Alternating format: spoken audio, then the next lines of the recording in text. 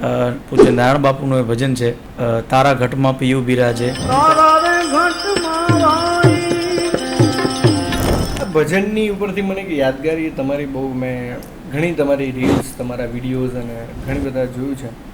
તમે કૃષ્ણ પ્રેમી બહુ છો. પણ વસ્તુ એવી છે કે મને કૃષ્ણના જેટલા ભજનો છે, મીરાબાઈએ લખ્યા છે, સત્તાર સાહેબે લખ્યા છે, નરસિંહ મહેતાએ લખ્યા છે. તમારા ફેવરેટ સિંગર કોણ છે? મારા ફેવરેટ સિંગર તો આમ તો ઘણા બધા છે.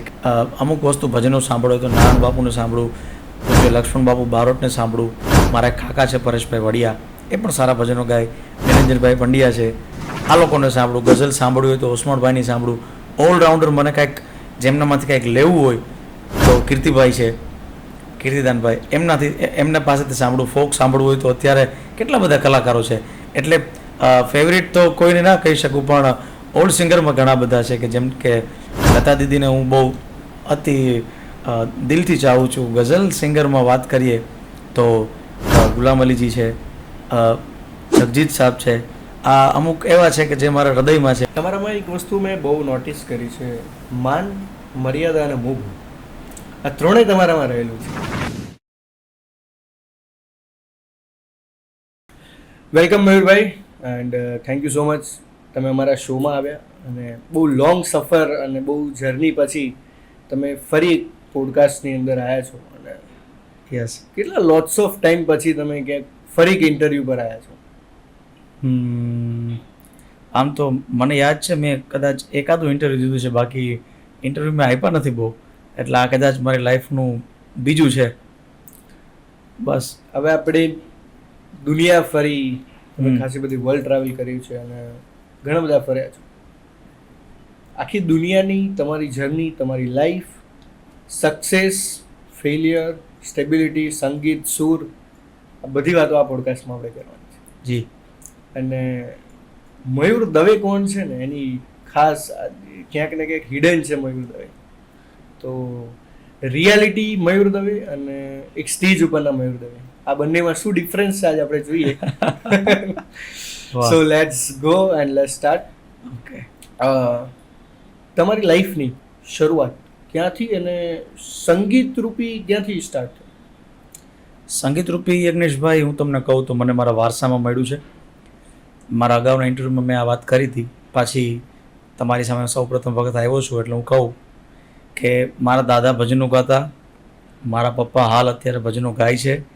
અને પણ એ બંને કોઈ પ્રોફેશન આ લાઈનમાં નથી, પણ હું કુદરતી મેં આ પ્રોફેશન ટૂંકમાં કે મને એમ થયું કે ના આમાં કંઈક આગળ વધવું જોઈએ, એટલે મને બ્લડમાં મળેલું છે.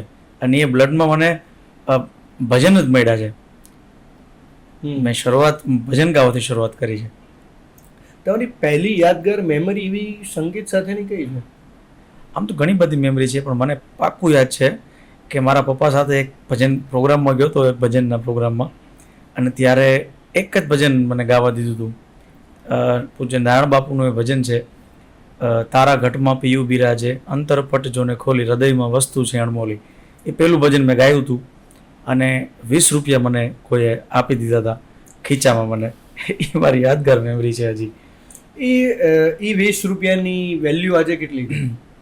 ઘણી બધી, કારણ કે કાંઈ ના મળ્યું હોય ને સીધા કોઈ 20 રૂપિયા આપે. 20 રૂપિયા એ વાતને બહુ 12, 13, 14 વર્ષ થયા છે નાનપણમાં, પણ 20 રૂપિયા આવ્યા કરતાં મને કોઈએ મારા કામથી ખુશ થઈને મારા ખીચામાં કાંઈ, એટલે આમ જોવા જઈએ તો પહેલું વહેલી મારા કામને લઈને મને મળેલી એ રકમ હતી. એટલે મારા માટે પહેલું વહેલી રકમ હતી, એટલે બહુ મારા માટે બહુ મોટી વસ્તુ હતી. જ્યારે તમે ફર્સ્ટ ટાઈમ ભજન ગાયા હશે કે તમે કોઈ પ્રેક્ટિસ કરતા હશો, ત્યારે ફર્સ્ટ ઘરમાંથી એવું કોણ વ્યક્તિ હતું કે જે તમને મોટિવેશન આપતું? હું તમને પહેલાં તો બેકગ્રાઉન્ડ કહી દઉં. હું ગાવાનો હું નહોતો. ઓકે. મારી એક સિસ્ટર ગાવાની હતી. ઓકે. અને હું એની સાથે ચા ખાંડના ડબલા ઉપર તબલા વગાડતો અને એ ગાતી. પછી મારી એક મોટી સિસ્ટર હતી, એ પણ જૂના ઓલ્ડ સોંગને એવું ગાતી. એટલે પહેલાં એવું હતું કે હું તબલા વગાડતો હતો એમનું ઘરમાં, અને એ બંને બહેનો ગાતી. એક બેનને ભજન આવડતા, એક બેનને જૂના ગીતનો શોખ હતો. પણ પછી સમય જતાં જતાં એવું થયું કે ગાવાનું મને હાર્મોનિયમ પહેલાં આવડ્યું, મને ગાતા ના આવડ્યું. પહેલાં મને હાર્મોનિયમ આવડ્યું. હાર્મોનિયમ શીખ્યા પછી મારા પપ્પાને એમ થયું કે આને કાંઈક આવડશે, એટલે ધીમે ધીમે મેં શ્રીરામ જયરામ ધૂન પહેલાં હાર્મોનિયમમાં મને આવડતી. પછી હાર્મોનિયમની પકડ પછી મારા પપ્પાએ જ મને ઇન્સ્પાયર કર્યો વધારે કે એના થ્રુ જ હું ઇન્સ્પાયર થયો કે ના એ ગાય છે તો એનું જોઈ જોઈને શરૂઆત મેં કરી કે વાંધો નહીં આવે એમ. એટલે મારા પપ્પા જ પહેલાં મને સાંભળતા. તો ક્યારેક એવો સ્ટેજ આવ્યો છે સ્ટાર્ટિંગ ફેઝની અંદર કે જ્યારે પપ્પા તો ઠીક છે પણ મમ્મીએ જ્યારે તમને પહેલી વાર સાંભળ્યા ત્યારે મમ્મીનું શું એ કયું વાક્ય હતું કે જે તમને બહુ ગમ્યું કે ના? યજ્ઞેશભાઈ, મારા ઘરની હું ફેમિલી બેકગ્રાઉન્ડની વાત કરું ને તો અમારું આખું ઘર, મારું ઘર, મારા કાકાનું ઘર, મારા સિસ્ટર્સ, ઇવન અત્યારે હાલની વાત કરું તો મારા વાઈફ, પછી અમારા જે કોઈ પણ મારી નજીકના ફેમિલી મેમ્બર છે, અમારું આખું ઘર સંગીત પ્રેમી છે. ક્યાં વાત! બધા સંગીત પ્રેમી છે. મારા મમ્મીને પૂછો તો એ ભજન એને કેટલા મોટે આવડતા હશે, એને સારું સંગીત સાંભળવાની હેબિટ. મારા કાકા ભજનો ગાય છે, મારો ભાઈ છે નાનો કઝિન બ્રધર, એ ભજનનો એટલું શોખીન છે. એટલે અમારા ઘરમાં ગાવું, વગાડવું અને સંગીત એ એક બહુ નોર્મલ વસ્તુ છે. એટલે મારા મમ્મીને તો ખબર જ હતી કે આ ભજનો ગાય છે, પણ એને એવી કોઈ ખબર નહોતી કે આ એને લાઈફનું આ એક રસ્તો બનશે આનાથી. એને એમ કે આ ભજનો ગાય છે ને બસ એટલું જ હતું એમ. તો તમારું આ જે આખું બેકગ્રાઉન્ડ ફેમિલીમય, મતલબ કે સંગીતમય છે પણ ફેમિલીનો ફૂલ સપોર્ટ છે તમને ચારે બાજુથી.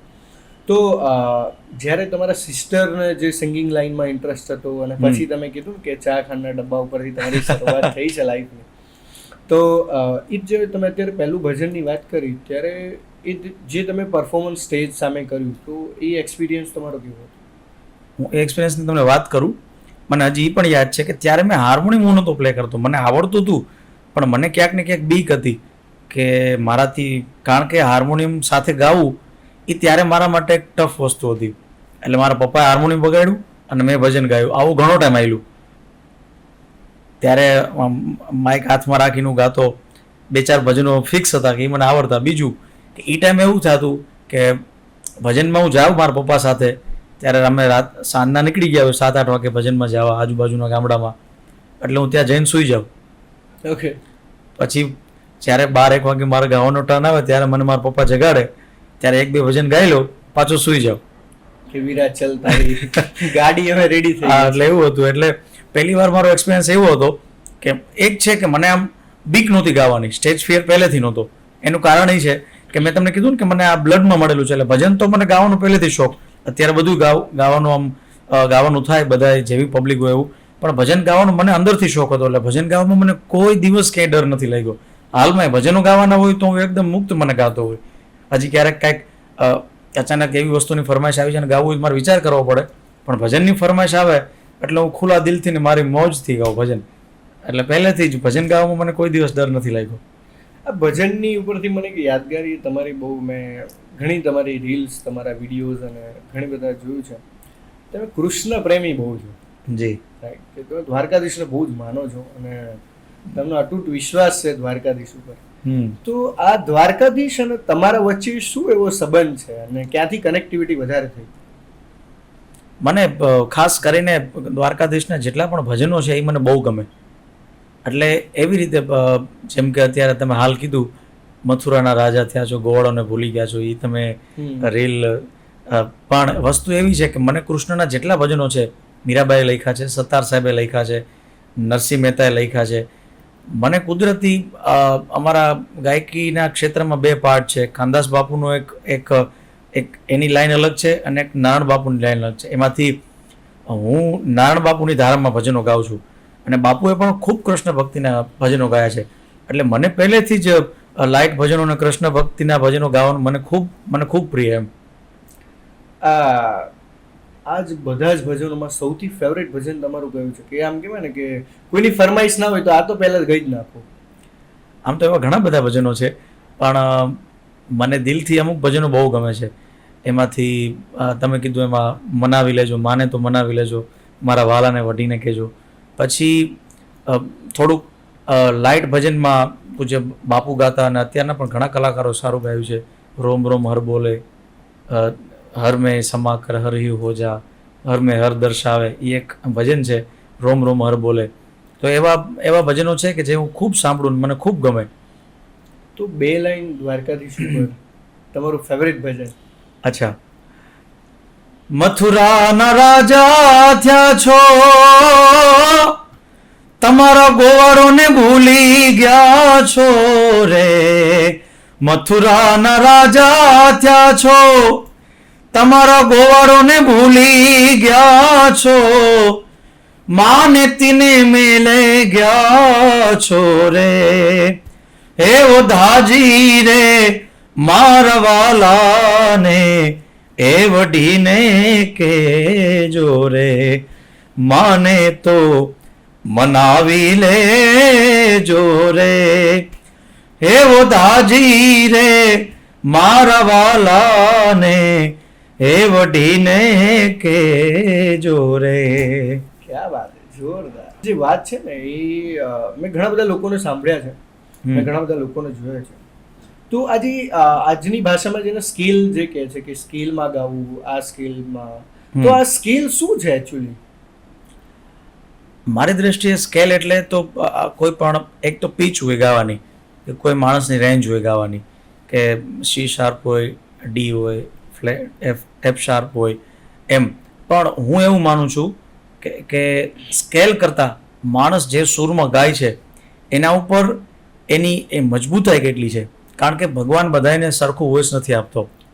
તમે નુસરતજીને સાંભળો તો એ કેટલું હાઈ પીચ ઉપર ગાતા હોય, અને સામે તમે મહેંદી હસન સાહેબને સાંભળો, કે આપણા પંડિત જસરાજજીને સાંભળો, ભીમસેન જોશીને સાંભળો, તો એકદમ લોએસ્ટ પીચ ઉપર ગાતા હોય. પણ બેનો ડિફરન્ટ એ છે કે નુસરત સાહેબ એ જે પીચ ઉપર ગાય છે એ પીચ ઉપર એકદમ એની મજબૂતાઈથી પકડશે, એટલે તમને 100% સાંભળવું ગમે. અને સેમ વસ્તુ, એવી જ વસ્તુ ગુલામ અલી છે, કે જે આપણા ગઝલ ગાયકો છે, જગજીત સાહેબ, કે જે એકદમ નીચા પીચ ઉપર ગાય છે, પણ એની સુર ઉપરની એની પકડ, એની મજબૂતાઈ એવી છે કે જે ગાય ને એ તમને અહીં ટચ થઈ જાય. એટલે મારી દ્રષ્ટિએ ગાયક માટે પહેલી વસ્તુ એ છે કે જે સુરથી ગાય. આમાં આપણે ગુજરાતી ભાષામાં કહીએ તો પહેલી ગાડી, બીજી ગાડી, 3 સફેદ 4 સફેદ, પણ એની સુર ઉપર મજબૂતાઈ અને સુરમાં જરાય વાઇબ્રેશન ન હોવું જોઈએ, એવી રીતે જે ગાયકી હોય ને એ ગાયકી તમને ટચ કરે. તમારા ફેવરેટ સિંગર કોણ છે?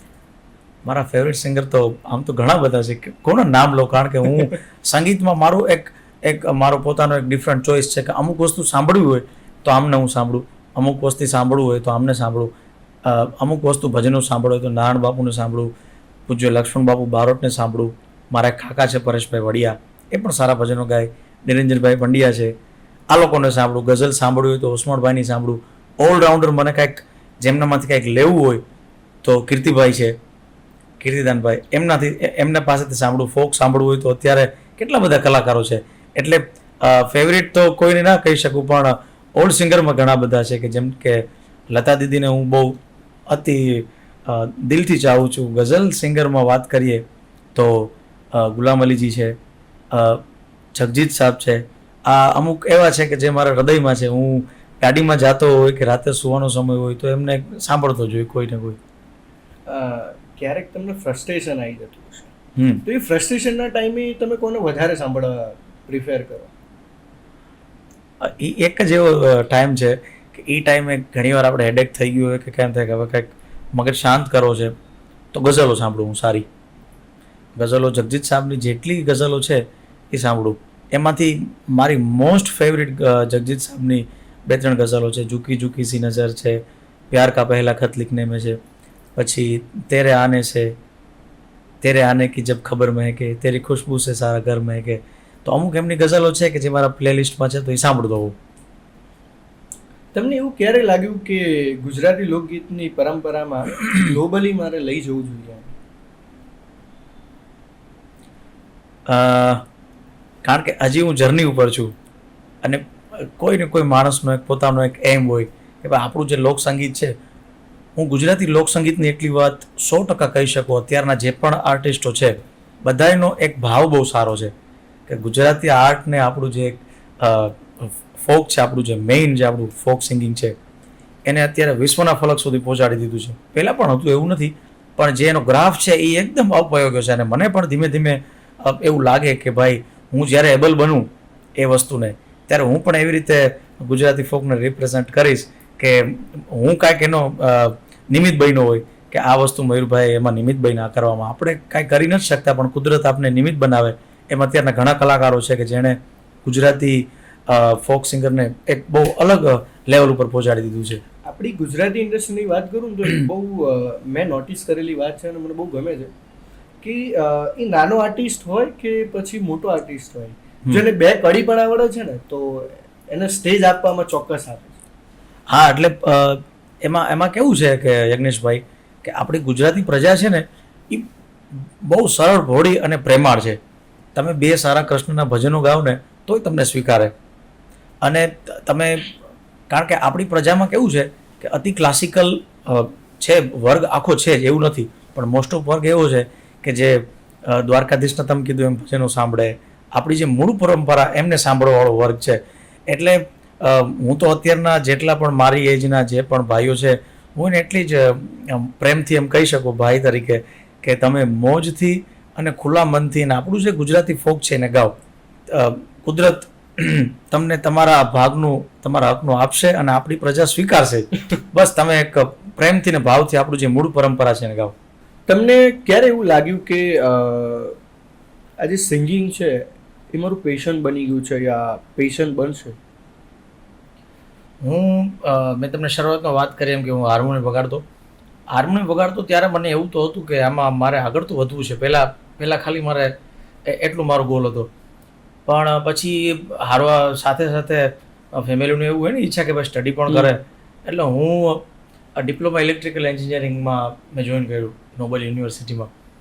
તો ત્યાં ઘણા બધા મારા ફેકલ્ટીઝ ને મારા સર ને બધા હતા, મને કહેતા કે તારું આ કામ નથી, મસ્તી મજાકમાં, કે તું આના માટે નથી બન્યો એમ. સ્કૂલમાં હતું ત્યારે પણ ઘણા મારા સર ને બધા મને કહેતા, મારા શિક્ષકો, કે મયુર તારે આ કરવાની જરૂર છે. પણ ત્યારે એટલું બધું માઇન્ડ ઉપર ન લેતું, કારણ કે કોઈ પણ વસ્તુને જો આપણે એઝ એ પ્રોફેશન તરીકે બનાવવું હોય તો એના માટે આપણે પહેલાં તો એક આપણો વે તૈયાર કરવો પડે. પણ ધીમે ધીમે શરૂઆત મેં કરી હતી સપ્તાહમાં, જે આપણે ભાગવત સપ્તાહ હોય એમાં હાર્મોનિયમ વગાડવાથી. ઓકે. અને એમાં મારા કુટુંબી બાપુજી થાય, એમનું નામ છે પ્રવીણભાઈ જોશી. મેં એમની સાથે બહુ કથાઓ કરી, ભાગવત કથા. એટલે ભાગવત કથા પણ મને ખૂબ ગમે. અને શરૂઆત મારી એમાંથી કે હું ભાગવત કથામાં જાતો હાર્મોનિયમ વગાડવા. એટલે એ મારી પહેલો ફેઝ. એટલે એમાંથી મને એમ ધીમે ધીમે એમ થયું કે ના વાંધો નહીં આવે, આપણે કાંઈક ને કાંઈક તો કરશું. એટલે એમાં કારણ કે અર્નિંગ ચાલુ થાય, પૈસા દેખાય તો ખબર પડે કે આમાં શું છે શું નહીં, આ લાઈનમાં ખરેખર પૈસા કેટલી આવક શું છે. એટલે એમ કરતાં કરતાં ધીમે ધીમે પછી મને એવું થઈ ગયું કે ના નહીં વાંધો આવે. એટલે મેં ધીમે ધીમે પ્રોગ્રામો ચાલુ કર્યા. હજી તમે પહેલાં વાત કરી એમ એક ફ્લેશબેકમાં હું પાછો જઉં તો એ 20 રૂપિયા અને અત્યારનો તમારો આ ચાર્જ, આ જે 20 રૂપિયા છે એ અને અત્યારનો જે સમય છે, આ વચ્ચેનો ડ્યુરેશન અને તમારી એ મહેનત અને તમારું સ્ટ્રગલ એન્ડ એવરીથિંગ, તો લાઈક આ જે ફેસ 20 રૂપિયાવાળો મને આમ ભૂલાતો જ નથી કે એ ફેસ અને અત્યારના ફેસમાં શું ફરક છે. એટલે હું તમને બહુ નોર્મલી વાત કરું, આમ કોઈ એવી ડીપ નથી, પણ ખાલી આમ કે જસ્ટ હું ગાતો હતો ને કોઈ મોટી ઉંમરના હતા, એણે મને 20 રૂપિયા મારા ખીચામાં નાખી દીધા. પણ વસ્તુ એ હતી કે એ મારી લાઈફમાં પહેલી વાર કોઈ મને પૈસા આપ્યા. અત્યારે તો હું પ્રોફેશનલ કામ કરું છું ને મને પૈસા મળે છે. એ ટાઈમે તો હું પ્રોફેશનલ કામ કરવા નહોતો બેઠો ને, હું તો ખાલી એઝ એક શીખવા તરીકે કે મારા પપ્પા હારે ગયો તો ને ભજન રમતમાં ગાઈ લઉં કે એવી રીતે. એટલે એ જે 20 રૂપિયા મારા ખીચામાં આવ્યો એ ત્યારે મને એમ થઈ ગયું કે ઓહો, મેં શું કામ કર્યું કે મને પૈસા મળ્યા. ખરેખર મને મારા કામ ઉપર કોઈ એવું સચોટું નહોતો કોન્ફિડન્ટ કે મેં ભજનો ગાયા, હું કલાકાર તરીકે એવું કાંઈ નહોતું. હું તો તે ગાતો હતો ને મને 20 રૂપિયા મળ્યા. પણ અત્યારે તો હું ગાઉં છું, કામ કરું છું, વર્ક કરું છું, પ્રોફેશન છું, આમાં મારા પ્રોફેશન છે મારું, અને મને પૈસા મળે છે. એ ટાઈમે એટલા માટે મને 20 રૂપિયા બહુ મીઠા લાગ્યા હતા કે સાવ બ્લેન્ક હતું, હું કાંઈ પૈસા લેવા ગયો નહોતો અને છતાંય મને 20 રૂપિયા મળ્યા. એટલે મારા માટે એમ હતું કે બહુ મેં કાંઈક સારું કામ કર્યું હશે કે મારાથી સારું ગવાણું હશે કે મને આ પૈસા મળ્યા. એટલે મારા માટે ડિફરન્ટ એ છે કે અત્યારે તું કામ કરું છું ને હું બજેટ કહું છું, વગર કીધે ત્યારે મને 20 રૂપિયા મળ્યા. વિધાઉટ બજેટ થઈ ગયું. હા, એક એવો સ્ટેજ કયો છે કે જ્યાં તમે આમ બહુ હેપીનેસ હો છો, જ્યારે તમે એક બેસ્ટ સ્ટેજ હોય છે, આર્ટિસ્ટના ઓલવેઝ બેસ્ટ સ્ટેજ હોય છે, એક રિયલ લાઈફ અને એક ઓન સ્ટેજ. તો મયુર દવે ઓન સ્ટેજ કેવા છે અને રિયલ લાઈફમાં કેવા? ઓન સ્ટેજની વાત કરું તો મને શ્રોતાઓ છે ને, જેટલા સમજદાર શ્રોતાઓ હોય એની વચ્ચે ગાવું બહુ ગમે. એનું રીઝન એ છે કે એવરી ટાઈમ મેં જ્યારે સારા સારા શ્રોતાની સામે ગાયું છે ત્યારે મને મારી ભૂલો બહુ જાણવા મળી છે. અતિ આ જગ્યા આ ભૂલ છે, આ મિસ્ટેક છે, આ મિસ્ટેક છે.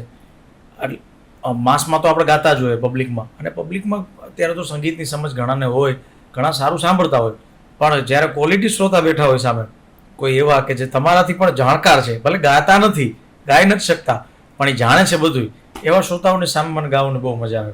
કારણ કે એ તરત આપણે આમ ચપટી વગાડે ને તો આપણી ભૂલ પકડી લઈએ કે આમને નામ છે. એટલે મને એક તો એવો વર્ગ બહુ ગમે, એમાં મારી હેપીનેસ છે. બીજું કે ભજનનો વર્ગ હોય છે, ભજનનો માહોલ હોય. અત્યારે આપણે જોઈએ તો હું કચ્છમાં જાઉં ત્યારે એવરી ટાઈમ મને બહુ મજા આવે. તમે જોયું હશે મારા ઘણા પ્રોગ્રામ કચ્છમાં હું મોસ્ટ ઓફ જવાનું થતું હોય, મારે મહિનામાં ચાલુ જ હોય કચ્છમાં જવાનું.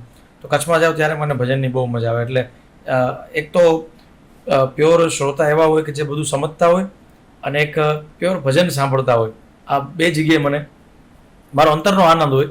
બાકી તો બધું ગાવાનું છે, તો આ ભગવાને ગાવા માટે જન્મ દીધો છે એટલે તો ગાવાનું જ છે. અને બીજું એ કે હું જ્યારે ફ્રી હોય ત્યારે આમ મારા ફેમિલીવાળા તો મને બહુ ખીજાય એ બાબતે, પણ હું આમ સાદી ભાષામાં દેશી ભાષામાં કહીને તો આમ ફરવાનો ને રખડવાનો કે ને ટ્રાવેલ કરવાનો એવો બહુ શોખ. કારણ કે અને બીજું કે એનાથી વિશેષ કે હું સાવ એમ થાય કે આ લોકો હવે કાંઈ ફરવાય નથી જવું કે બહાર નથી જવું, તો મારું ફ્રેન્ડશિપ, મારા ગ્રુપ છે મારો મિત્રોનો, તો એની યારે હું આપણે ગપ્પા મારતા હોય. અને બસ આવું છે આનંદ. ક્યારેક રિયાઝ કરવા બેસી જાય, પણ આવું બધું હોય વધારે. દરેક અમુક લોકોની એવી પ્રોબ્લેમ્સ ક્યાંક ને ક્યાંક તમને ફેસ થતી હશે કે તમે દરેક લોકો ના મળી શકતા હોય, રાઈટ? તમે ઓન સ્ટેજ હો ત્યારે ઘણા બધા લોકો એવું વિચારતા હોય કે ના, મારા મયુરભાઈ સાથે સેલ્ફી લેવી છે, સિગ્નેચર ઓટોગ્રાફ લેવો છે. તો આ જે સ્ટેજ હોય છે તો એ તમે ઘણી બધી જગ્યાએ મિસ આઉટ થઈ જતું હોય કે લાઈક બધા લોકો સુધી ના પહોંચી શકતા હોય. તો એ જે મુમેન્ટ હોય છે ત્યારે એ લાગણી તમારી કેવી હોય છે? અમારી લાઈનમાં કેવું છે કે અમારા પહેલી વાત તો એ હું તમને કહું કે કલાકાર જીવ હોય ને, કોઈ પણ કલાકાર હોય, કલાકાર છે ને સંવેદનશીલ હોય, અતિ સંવેદનાવાળો હોય કલાકાર, તો જ એનામાં સંગીત જન્મે. ઘણી વખત એવું થાય કે અમે કોઈ અમારી સાથે વાત ન કરી શકે ફોનમાં,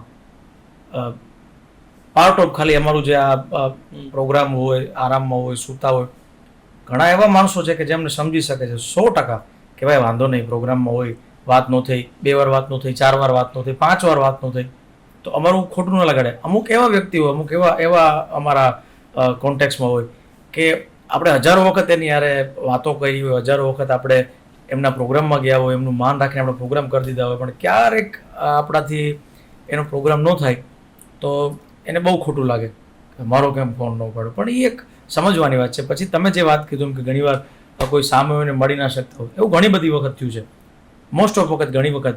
કારણ કે હું ઘણીવાર કાર્યક્રમમાં હોય ને કોઈ મારા સગાવાલાનો હું જોતો હોય કે આવ્યા છે, પણ હું પહેલો એવો પ્રયત્ન કરું કે લોકોને મળું, પણ ઇનકેસ ના મળાય તો હું ઓન સ્ટેજ એની સાથે આઈ કોન્ટેક્ટથી વાત કરી લઉં, કે પછી જે રીતે એમની સાથે વાત થતી હોય એ રીતે કોમ્યુનિકેશન કરી લો. કારણ કે એ એક નાતો છે આપણો, શ્રોતા હારે પણ છે અને જે કોઈ પણ ચાહક વર્ગ છે. હજી તો કેવું છે કે ચાહક વર્ગ ધીમે ધીમે હજી ડેવલપ થતો હોય, પણ જે છે એના માટે ખૂબ આપને લાગણી છે એના માટે.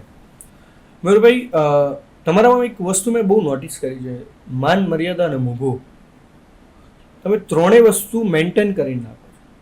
આજે તમારાથી નાનો વ્યક્તિ છે કે મોટો છે કે અતિ મોટો છે, તમારું સમાન સરળ સ્વભાવ છે ને બહુ સ્પર્શ કરી જાય છે. તો આટલા સ્ટેજ ઉપર પહોંચ્યા પછી એ મેન્ટેન કરવું બહુ અઘરું છે, તો એ કેમનું મેન્ટેન કરો? ના, એ મારી દ્રષ્ટિએ હું કહું તો સંગીતની ભાષામાં કહું તો એ અમારે ગાયકીમાં પણ વિવેક હોય, કોણ બેઠું છે કોણ નહીં એનું એક અમારે મર્યાદા રાખવાની હોય. અને બીજી વાત કરું કે આપણી સંસ્કૃતિ એવી છે આદાન પ્રદાનવાળી કે તમે જેવું આપો એવું મળે. એટલે મને એટલી તો નાનપણથી ખબર છે કે હરેક માણસની બેઝિક નીડમાં હું એવું માનું છું કે એને તમે કાંઈ ન આપો તો કાંઈ નહીં, પણ તમારે એને સન્માન તો આપવું જોઈએ. પછી ચાહે ઝૂંપડામાં રહેતો હોય માણસ કે મહેલમાં રહેતો હોય, ગમે ત્યાં રહેતો હોય, માણસને તમે ખાવામાં કાંઈ આમ તેમ કરીને ખવડાવો તો હજી કાંઈ બોલશે નહીં, પણ તમે એને સન્માન નહીં આપો ને તો આજીવન તમે એ માણસના મગજમાંથી ઉતરી જશો કે આ વ્યક્તિ મારું માન સન્માન નહોતું. એટલે મારી દ્રષ્ટિએ કોઈ પણ માણસને તમારે માનસિક એની સાથે તમારું આમ સ્ટ્રોંગ કમ્યુનિકેટ ભવિષ્યમાં થતું જોવું તો તમારે એને માન સન્માન આપતું રહેવું. એ એક મને એટલી ખબર છે કે માન સન્માન જરૂરી છે બહુ, કોઈ પણ માણસને. આ ઇન્ડસ્ટ્રી માટેનો ટફ ક્વેશ્ચન છે કે ઇન્ડસ્ટ્રીમાં છે ને મેં ઘણા બધા લોકોની કોન્ટ્રોવર્સી જોઈ છે, રાઈટ? અને તમને ક્યાંય મેં કોન્ટ્રોવર્સીમાં જોયા નથી ને ખબર નહીં હવે કે ક્યારેય જોઈ છે એમ. બટ આ કોન્ટ્રોવર્સીથી ક્યારેય કોન્ટ્રોવર્સી ન થવું એનું રીઝન શું? પહેલી તો વાત એ કે હું ગાયક છું, એટલે બોલવાનો વિષય બહુ ઓછો હોય મારે. પણ છતાંય ઘણી વખત કેવું થતું હોય, હમણાં વચ્ચે મેં ગઝલ ગાઈ હતી એક જગ્યાએ કે પ્રસંગમાં, કચ્છમાં પ્રોગ્રામ હતો, તો કોઈએ સમાચારમાં મૂક્યું કે ભાઈ પ્રોગ્રામમાં ભજનના પ્રોગ્રામમાં ગઝલો ગાય છે, એવું થયું. એટલે એની જગ્યાએ એના વિચારો સાચા છે, આપણે એમને કોઈ ઓલું નથી કરતા. પણ ઘણી વખત કેવું થતું હોય કે જેવો શ્રોતા બેઠા હોય, હવે એ જે પ્રોગ્રામ હતો ને એમાં જે કાંઈ પણ પૈસા થવાના હતા ને એ તમામ પૈસા ગૌશાળામાં જવાના હતા. એટલે અમને આયોજકોએ એવી રીતે અમને કીધેલું હતું કે તમારે એવું ગાવાનું છે કે અહીંયા ફંડ ભેગું થાય. જે પૈસા ઉડાડવાવાળા છે એ લોકોની ફરમાઈશ હતી કે તમે આ ગાઓ. હવે અમારે as a part of business અમારે ફરજિયાત એ ગાવું જ પડે, અમારે નિભાવવું જ પડે. કારણ કે અમે ગાઈએ તો એ લોકો પૈસા ઉડાડવાના છે, તો જે આયોજકોનો જે કાંઈ પણ એનો ટાર્ગેટ છે ગૌશાળામાં એ પૂરો થવાનો છે. એટલે એક જ વાર એવું મારી લાઈફમાં બન્યું છે, બાકી કોઈ દિવસ બન્યું નથી. પણ વસ્તુ એવી છે કે હું બોલવાનો વિષય નથી, પણ હવે હું એટલું ધ્યાન રાખતો હોય ઘણી વાર કે સ્થળ અને શ્રોતાઓ સામે કોણ બેઠું છે, કઈ જગ્યાએ બેઠો છું, એનું ધ્યાન રાખીને તમે ખાલી 2 સેકન્ડ કોઈ પણ વસ્તુ બોલતા પહેલાં કે કોઈ પણ વસ્તુને આન્સર કરતા પહેલાં મેં કે એવું સાંભળ્યું હતું કે ખાલી તમારે 10 સેકન્ડ મૌન રાખવું, પછી આન્સર આપવો. એટલે એનાથી તમને અંદરથી ખબર પડી જશે કે તમે શું બોલવાના છો. એટલે હું જે જગ્યાએ બેઠો હોય એનું મને સંપૂર્ણ પહેલાં તો ધ્યાન રાખું, ક્યાં બેઠો છું, કોણ સામે બેઠું છે, અને પછી એ પ્રકારનું ગાવાનું, જે કાંઈ પણ ભજન હોય, ગઝલ હોય, ગીત હોય, પણ એક એ ધ્યાન રાખવું જરૂરી છે કે હું ક્યાં બેઠું છું, શું ગાઉં છું. તમારી માટે એક ડેફિનેશન છે, હા, જે અત્યાર સુધીના એક સમય, અત્યાર તમે આવ્યા ત્યારથી અત્યાર સુધી મને એક આમ જોવા મળે, તમે એટલે સારા વક્તા છો કારણ કે તમે વધારે સારા શ્રોતા છો. એક સારા શ્રોતા જ એક બેસ્ટ વક્તા બની શકે છે. આ એક વર્ચસ્વ અને એક આ તમારું એક પ્રોફાઇલ છે કે તમે એક લોકો સુધી જાળવી રાખી છે. અને એ વસ્તુ બહુ મોટી છે કે તમે દરેક લોકોને સાંભળો છો. 100%. આજે કોઈ વ્યક્તિ વાત કરી રહ્યું છે તો તમે એને સાંભળો છો, એની વાત કટ નથી. અને આ વસ્તુ અને આ સ્ટેજ ઉપર આવ્યા પછી જે મેન્ટેન કરવું એ બહુ નેક્સ્ટ લેવલ છે.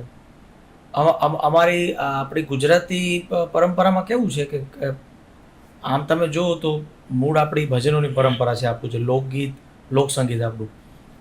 હરેક પ્રાંત, હરેક દેશ વિદેશમાં પણ એક એનું અલગ મ્યુઝિક છે. તો એના માટે જે તમારું વિઝન છે ને એ મોટું હોવું જોઈએ સંગીત માટે. હા, હું એ વસ્તુમાં માનું છું કે તમે ક્યાં બેઠા છો, શું ગાઓ છો, બધું નથી ગવાતું, એમાં માનું છું. પણ હું એને ખરાબ સંગીત નથી માનતો. કોઈ પણ વ્યક્તિ ગમે એ ગાતો હોય, હા, એને જગ્યા જોઈને ગાય એ અલગ વસ્તુ થઈ કે અહીંયા આ ન ગવાય. એ શબ્દો એવા છે કે અમુક શબ્દો અમુક જગ્યાએ રજૂ ન થાય એટલા માટે. પણ સંગીત તો સંગીત છે. કોઈ પણ આપણે હોલિવૂડના સિંગર લઈ લ્યો કે પછી આપણા દેશી ગામડાના કોઈ આપણા ગામડાના બાપા ગાતા હોય, તો એ સંગીત છે ને આ સંગીત છે તો સંગીત. શબ્દો અલગ છે, એનું વર્ણન અલગ છે, એને રિપ્રેઝન્ટ અલગ રીતે કરે છે. એટલે મારી દ્રષ્ટિએ સારા શ્રોતા હોય ને એ જ સારો વક્તા બની શકે. હું સારો વક્તા છું એવું કહેતો નથી, પણ મને સારું સાંભળવાની આદત છે. હું સારું કોઈ ગઝલ ગાતો હોય, કોઈ સારો અત્યારના મેં જેટલા કોઈ સારા સિંગર ગાતા હોય કોઈનું સાંભળું તો હું એમાં કમેન્ટ કરું છું એનામાં, અને એને મેસેજે કરું. અને ઘણાને ખબર છે જે અત્યારે જોતા હશે એમને ખબર છે કે એમનું કોઈનું મેં સારું સાંભળ્યું હોય તો મેસેજ કરું અને એમને કમેન્ટે કરું. કારણ કે કલાકાર મારી દ્રષ્ટિએ યજ્ઞેશભાઈ સોશિયલ મીડિયામાં એને હાઇટ મળી જાય ને મોટો થાય એવું નથી. કલાકાર છે. એ પછી એના વ્યૂઝ મિલિયનમાં હોય કે હજી એ શીખતો હોય કે પછી હજી સ્ટેબલ ન થયો, હજી પોતાનો એક ગ્રાફ ધીમે ધીમે આગળ આવતો હોય. કલાકાર છે. પછી પબ્લિક એને સ્વીકારે કે કેટલી લિમિટમાં સ્વીકારે એ અલગ વાત થઈ ગઈ, પણ કલાકાર તો કલાકાર છે.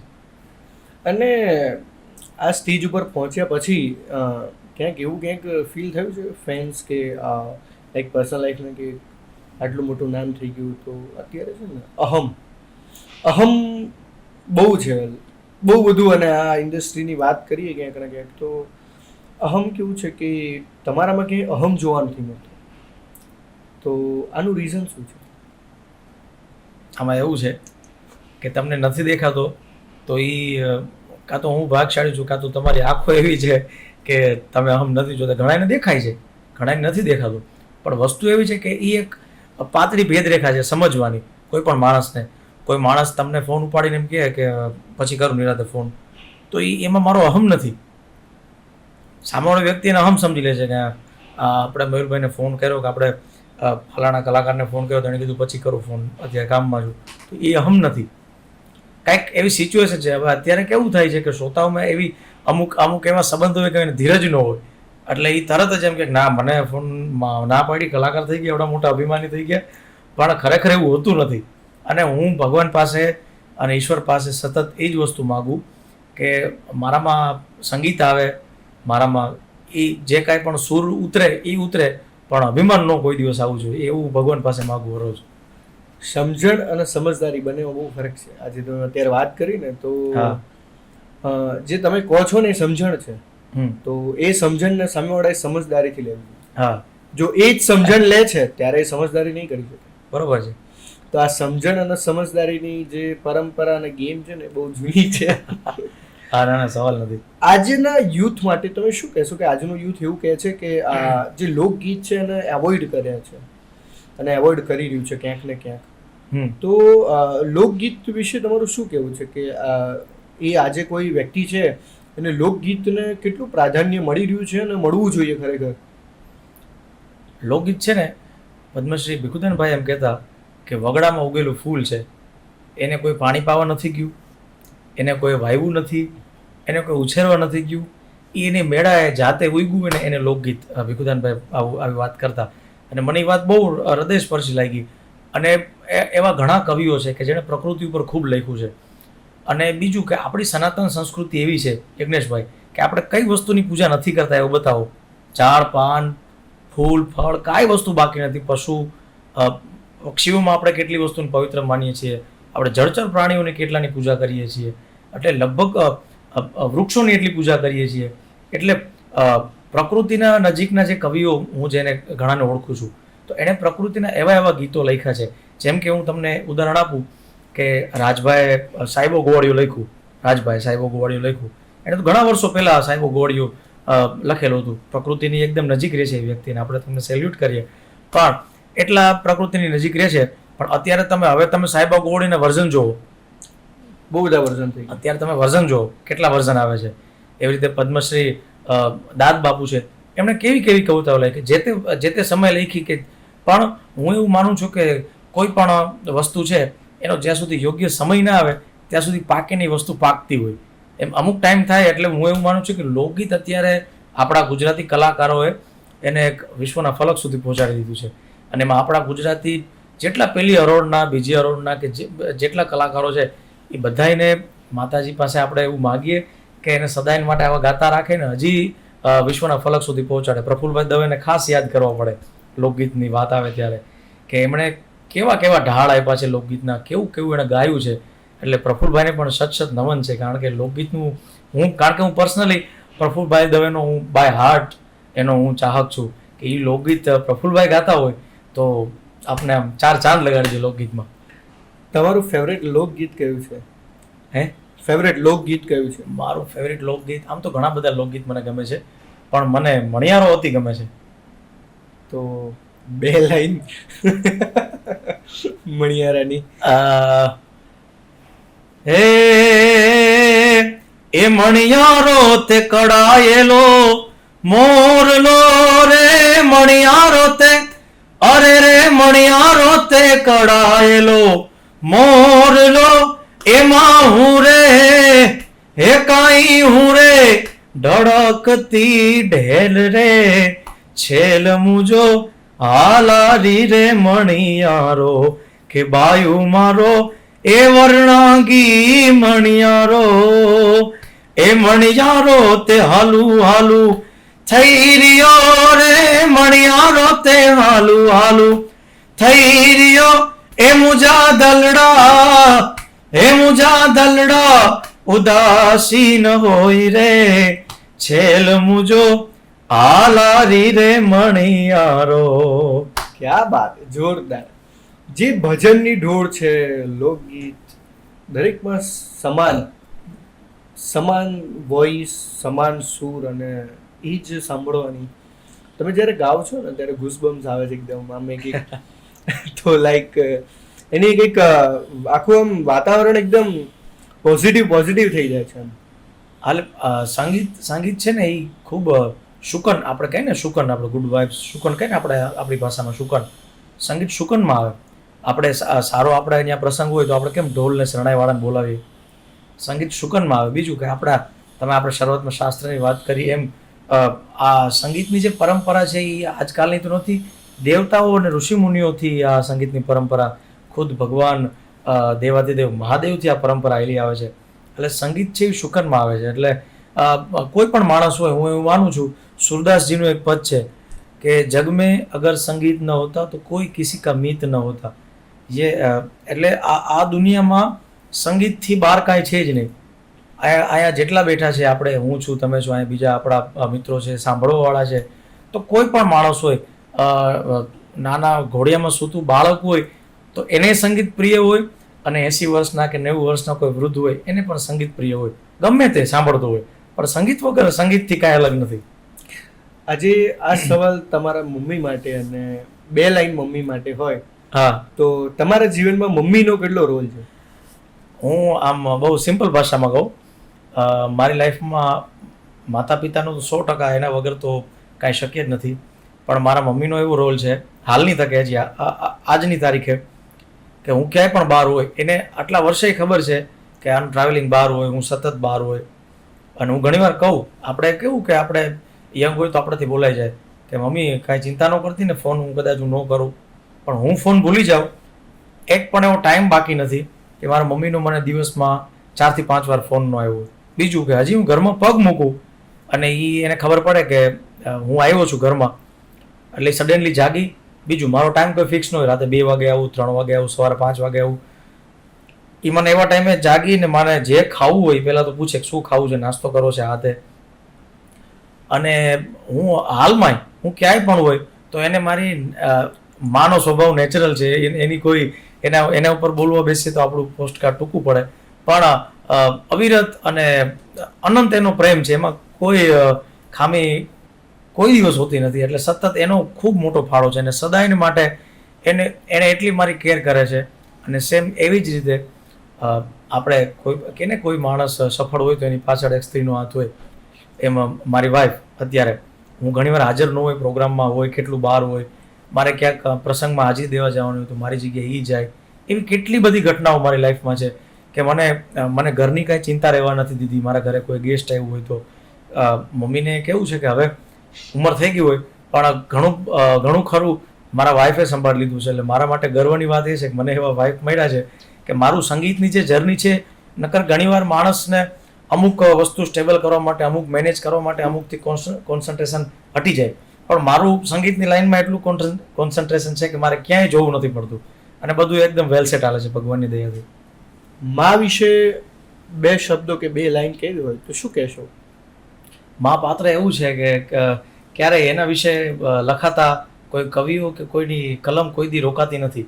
પણ એક ખૂબ જૂની કવિતા છે, કવિ બોટાદકરની છે, ને મને આજે ગાવાનું આમ અવસર છે તો હું ગાઈ નાખું. એ એવા મીઠા એ મધુ ને મીઠા મેં હુલારેલો, અને એઠી મીઠી છે મોરી એ માત જો જનની